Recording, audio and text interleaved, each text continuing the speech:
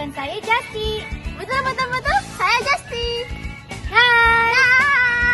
Hai. Aku Majda, aku berasal dari Indonesia. Ihau, nama saya Chen. Saya suka. Dah. Hai, saya Keisha. 23 Inilah demokrasi dan Pemilu.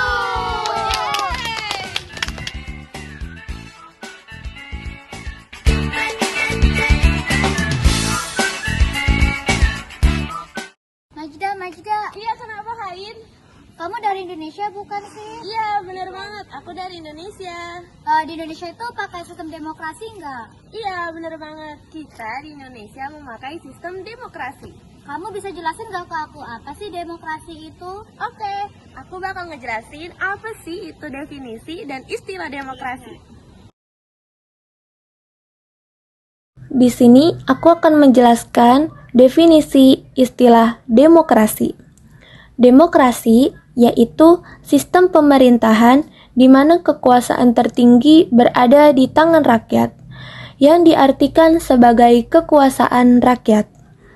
Dalam bahasa Yunani, demos berarti rakyat dan kratos berarti kekuasaan. Sebenarnya, para ahli memiliki banyak penafsiran terkait demokrasi. Tetapi yang paling terkenal dan sering kita jumpai tafsiran dari mantan Presiden Amerika Serikat Abraham Lincoln. Katanya, demokrasi adalah pemerintahan dari rakyat, oleh rakyat, dan untuk rakyat. Singkatnya, demokrasi menempatkan rakyat sebagai pemegang kekuasaan.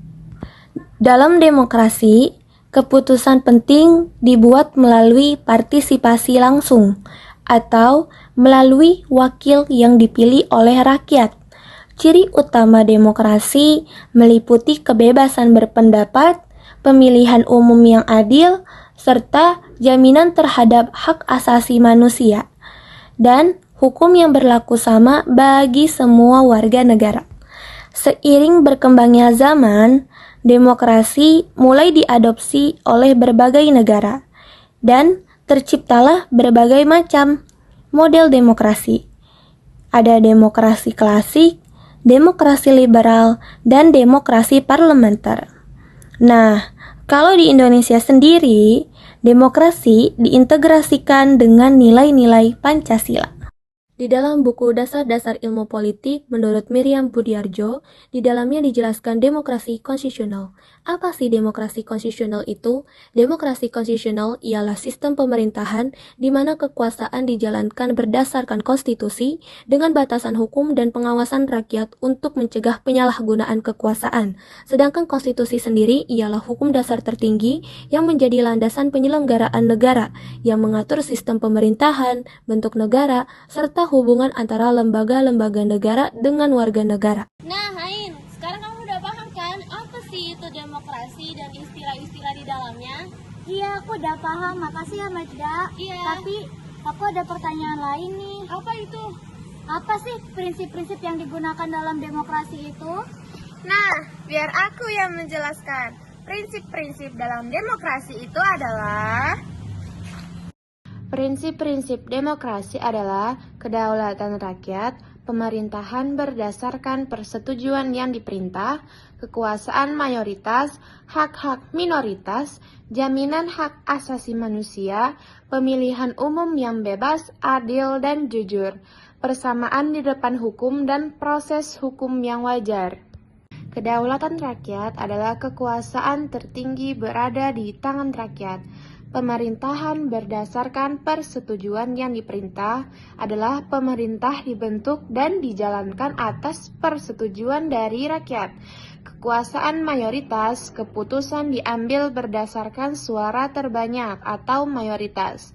Hak-hak minoritas adalah hak-hak kelompok kecil yang harus dilindungi dan dihormati. Jaminan hak asasi manusia itu adalah hak-hak dasar setiap individu harus dijamin dan dilindungi. Pemilihan umum yang bebas, adil, dan jujur adalah rakyat memiliki hak untuk memilih pemimpinnya secara bebas dan tanpa paksaan dalam pemilihan yang adil.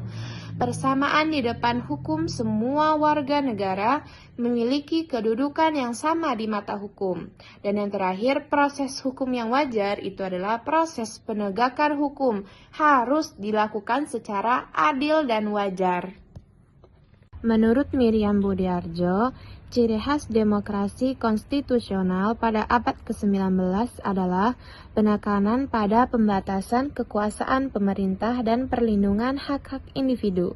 Secara ringkas, ciri-cirinya meliputi: yang pertama, pemerintah dibatasi oleh konstitusi agar tidak bertingkah sewenang-wenang. Yang kedua, penegakan hak-hak asasi manusia atau HAM menjadi pusat perhatian. Yang ketiga, kekuasaan eksekutif diawasi oleh legislatif dan yudikatif. Prinsip checks and balances. Itulah prinsip-prinsip dalam demokrasi. Oh, seperti itu prinsip-prinsip dalam demokrasi. Tapi Chen, gimana sih di dalam demokrasi itu cara memilih pemimpinnya? Kamu tahu nggak, Chen? Dengan sistem pemilu.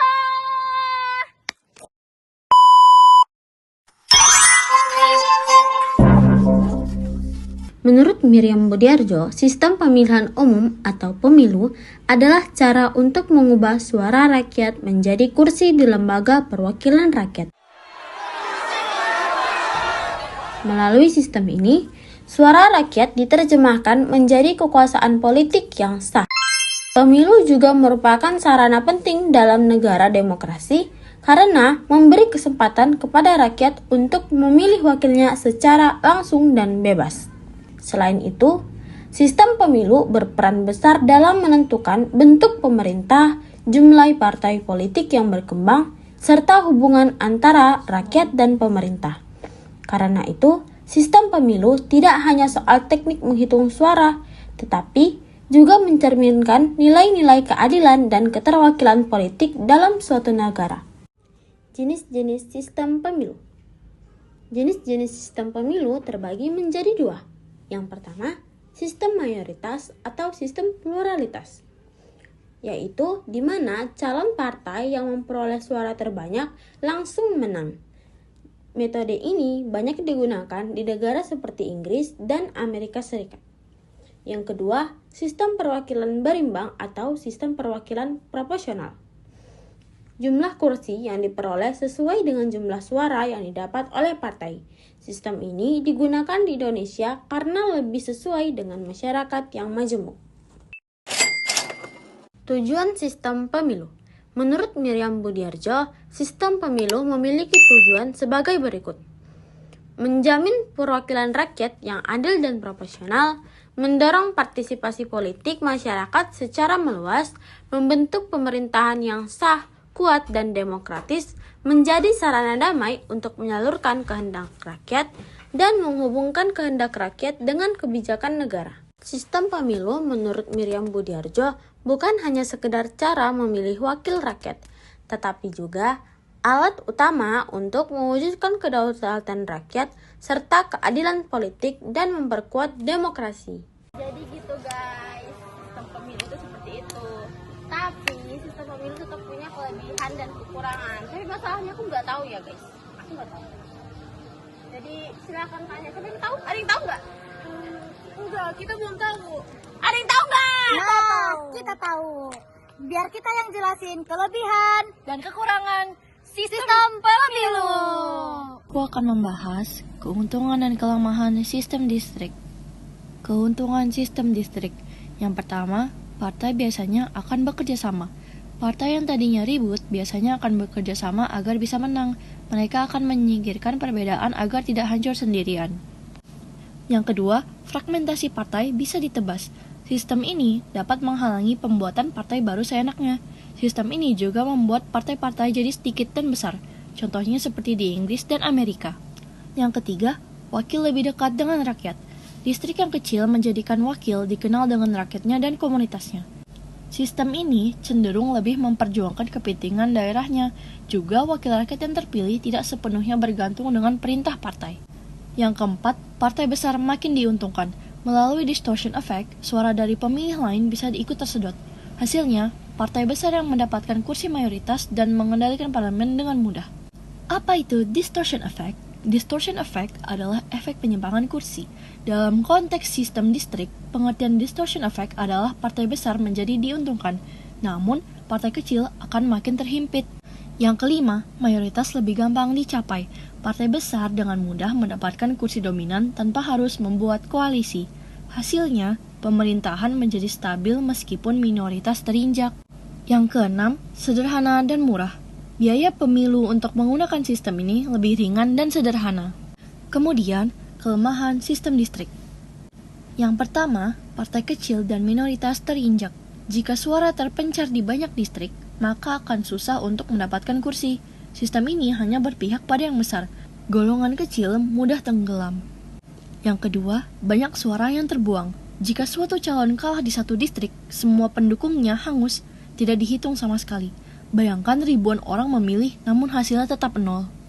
Yang ketiga, tidak cocok di masyarakat yang majemuk. Jika suatu negara dipenuhi banyak etnis, agama, atau kelompok, sistem ini bisa menjadi racun.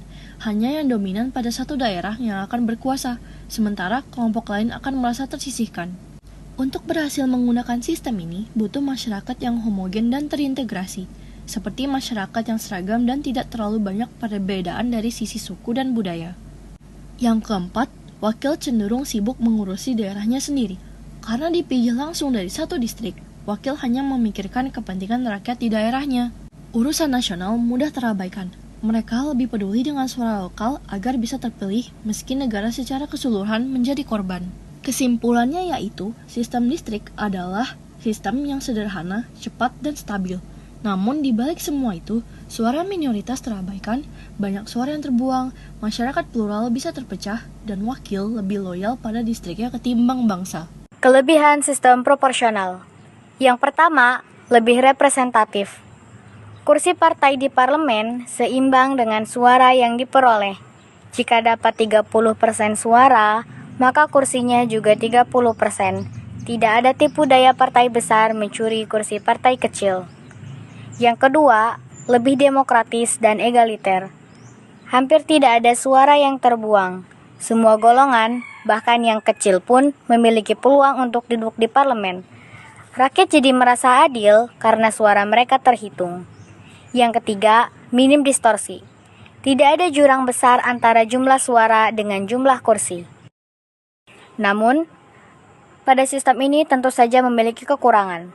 Lalu, apa saja kekurangan dari sistem proporsional? Yang pertama, tidak mendorong kerjasama partai. Bukannya membuat partai bersatu, sistem ini justru mempertajam perbedaan.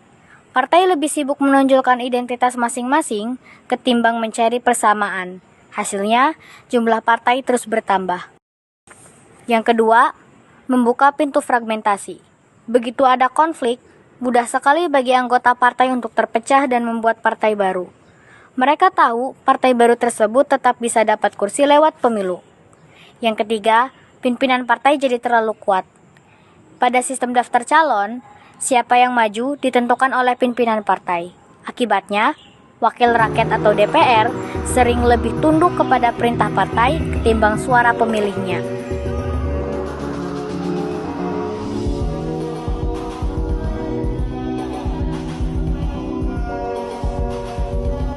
Nah, itu dia kelebihan Dan kekurangan.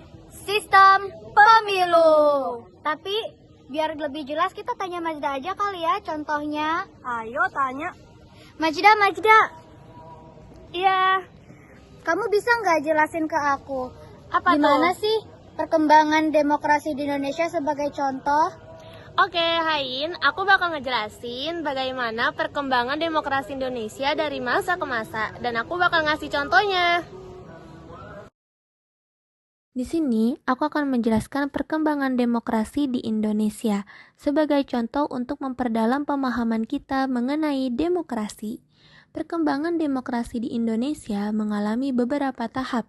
Pada masa demokrasi parlementer, pada tahun 1945 hingga 1959, di mana rakyat sudah ikut memilih wakilnya lewat pemilu, tetapi pemerintahan sering berganti karena konflik antar partai. Kemudian pada masa demokrasi terpimpin pada tahun 1959 hingga 1965, di mana kekuasaan terpusat pada Presiden Soekarno, sehingga kebebasan rakyat menjadi berkurang. Contohnya seperti pembubaran DPR hasil pemilu pada tahun 1955 oleh Presiden Soekarno dan pembentukan DPRGR atau Dewan Perwakilan Rakyat Gotong Royong, yang anggotanya ditunjuk langsung oleh Presiden, bukan dipilih rakyat. Selanjutnya, pada masa demokrasi Pancasila Orde Baru pada tahun 1966 hingga 1998, di mana pemerintahan menjadi stabil, namun kebebasan politik rakyat dibatasi. Hanya ada 3 partai dan kritik terhadap pemerintah sulit dilakukan. Contohnya seperti pelaksanaan pemilu secara rutin setiap 5 tahun, tetapi hanya diikuti oleh 3 partai politik saja, seperti Golkar, PDI, serta pengawasan ketat terhadap kebebasan berpendapat dan pers. Setelah itu, masuk pada masa demokrasi reformasi pada tahun 1998 hingga sekarang, di mana rakyat lebih bebas berpendapat, membentuk partai, serta memilih presiden dan kepala daerah secara langsung. Maksudnya, rakyat lebih bebas berpendapat dan memilih.